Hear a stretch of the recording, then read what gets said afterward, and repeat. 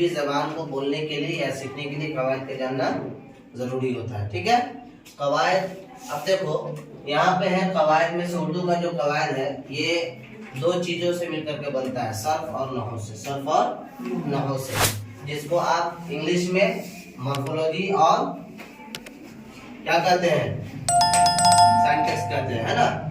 ये दो चीज कवायद के अंदर होना जरूरी है। कवायद के ये दो पार्ट है, अगर ये नहीं होगा तो कवायद मुकम्मल नहीं होता है। ठीक है, अब देखिए वो इल्म जिसमें लफ्जों का जोड़ तोड़ और उनके बोलने और बरतने का कायदा बयान किया जाता है उसे इल्म सर्फ व नहव कहते हैं। देखिए वो इल्म है जिसमें लफ्जों का जोड़ तोड़, लफ्जों को जोड़ने का, कहाँ पे कौन लफ्ज लाना चाहिए कौन लफ्ज नहीं लाना चाहिए, होता है ना, कौन सा वर्ड कहाँ पे हम यूज करेंगे तब हमारा सेंटेंस सही से बनेगा, तो उसके लिए हमको इन इल्मों की जरूरत पड़ती है। ठीक है, वो इल्म जिसमें लफ्जों का जोड़ तोड़ और उनके बोलने और बरतने का कायदा बयान किया जाए उसे इल्मे सर्फ व नहव कहते हैं, उसे इल्मे सर्फ व नहव, यानी ऐसा इल्म जिसके जरिए से हमें जुमला को, जो हम सेंटेंस तैयार कर रहे हैं उस सेंटेंस को उसके जोड़ने का या उसके तोड़ने का, है ना। इसी तरीके से उसके जगह पे कभी कभी दूसरा वर्ड भी यूज होता है, तो कौन वर्ड किसके बदले में आएगा, इस चीज का इल्म होना, ये इल्मे सर्फ व नहव कहलाता है। क्या कहलाता है, इल्मे सर्फ व नहव। अब देखिए इल्मे सर्फ व नहव को दो हिस्सों में तकसीम किया गया,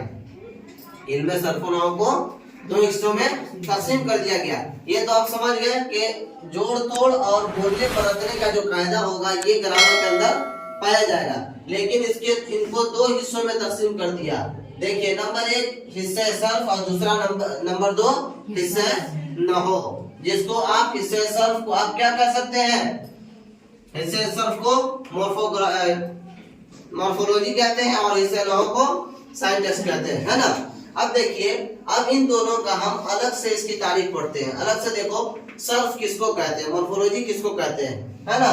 पहले वो इल्म जिससे कलमों की शनाख्त और उसका बोल बदल मालूम हो, कलमों की शनाख्त और उसका बोल बदल। मॉर्फोलॉजी में क्या होता है कि जो वर्ड हम जिस सेंटेंस के अंदर जो वर्ड यूज कर रहे हैं, तो कभी कभी होता है कि उस वर्ड की जगह पे उसी के मुकाबिल कोई दूसरा वर्ड लाया जाता है। जैसे आपने वर्ब पढ़ा होगा, 5 किस्म के वर्ब होते हैं ना, अरे 5 वर्ब पढ़े हो, अगर नहीं पढ़े तो आगे पढ़ लोगे। 5 किस्म के वर्ब होते हैं, हम इसलिए समझा रहे हैं ताकि आपको बात समझ में, जिसको उर्दू में फेल कहा जाता है, जिसको उर्दू में फेल कहा जाता है, इंग्लिश में वर्ब कहा जाता है। वर्ब कभी होता है, कभी वर्ब 1 का प्रयोग होगा, कभी वर्ब 2 का प्रयोग होगा, कभी वर्ब 3 का, कभी वर्ब 4 का, कभी 5 का उपयोग होता है ना। तो अब ये उपयोग जो होता है, ये उपयोग कब होगा, कैसे होगा, कब होगा, कैसे होगा। वर्ब 1 की जगह वर्ब 2 क्या आएगा, वर्ब 3 क्या आएगा, वर्ब 4 क्या आएगा, वर्ब 5 क्या आएगा, ये हमको मालूम कहाँ से चलेगा, ये मालूम कहाँ से चलेगा, इसको जानने के लिए हमको मॉर्फोलॉजी पढ़ना पड़ेगा। क्या पढ़ना पड़ेगा, मॉर्फोलॉजी को जब हम जानेंगे और मॉर्फोलॉजी को जब हम पढ़ लेंगे तब हमको वर्ब 1 से वर्ब 5 तक के बनाने का ढंग और तरीका मालूम हो जाएगा। इसको इल्मे सर्फ कहते हैं, इसको क्या कहते हैं, इल्मे सर्फ। दूसरा है इल्मे नहव, सिंटैक्स, इल्मे नहव सिंटैक्स, वो इल्म जिससे कलिमात को जोड़ना तोड़ना, उनकी तरतीब और उनका बाहमी ताल्लुक मालूम हो। हम जब भी कोई जुमला बना रहे हैं, जो कलमा बना रहे हैं, तो जोड़ना पड़ेगा ना उसके अंदर, उसके अंदर कुछ कवायद। एक वर्ड से तो कोई जुमला बनता नहीं है, कोई सेंटेंस एक वर्ड से बनता है, नहीं बनता, कम से कम 2 वर्ड लगाना पड़ेगा ना, तब जाकर के जुमला बनेगा, सेंटेंस बनेगा। तो अब 2 वर्ड या 3 वर्ड या 5 वर्ड, कभी कभी 10-10 वर्ड भी जोड़कर कैसे बनाता है। तो कह रहे हैं कि कहाँ पे कौन सा वर्ड लाया जाएगा, कहाँ पे।